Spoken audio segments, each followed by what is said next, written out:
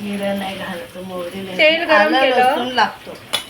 आलं आणि लसूण ठेवून टाकलं ना. आता लसूण टाकली पण आलं पिसून टाकू का? तेलामध्ये लसूण टाकली डायरेक्ट आणि जिरं मोहरी.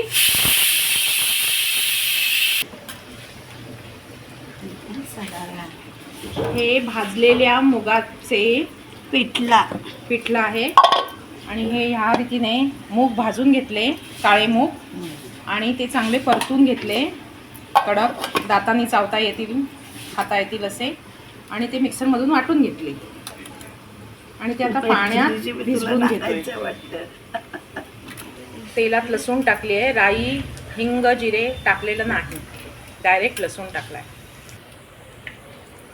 थोडासा हिंग टाकला, अजून थोडा हिंग, कांदा घातला, एक मोठा कांदा,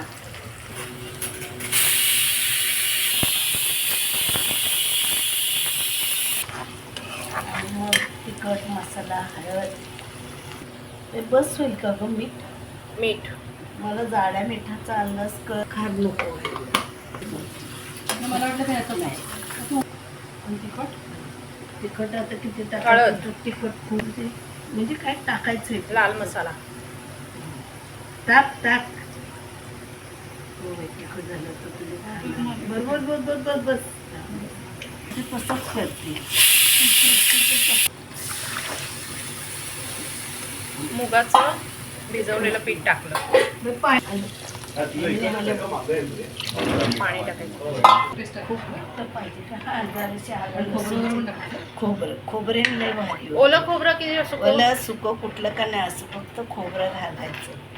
हे मुगाचं पिठलं आपण असंही खाऊ शकतो, पण हवं असेल, चविष्ट हवं असेल तर कांदा खोबरं भाजून वाटून थोडंसं वाटण घालावं. पण होतात छान. पाणी आताच टाकायचं जरासं, चांगलं शिजू दे. परत फास्ट गॅस आहे आणि त्याच्यावरती हे पिठलं घट्ट होणार म्हणून आधीच पाणी घालतोय आपण. याच्या भाकऱ्या पण प्रमिला छान होतात. तिखट मसाला घ्यायचा, ढवळत राहायचं, कांदा चिरून घ्यायचा आणि 8 वाजता भाकरी भाजी. पिठलं आता घट्ट व्हायला लागलं.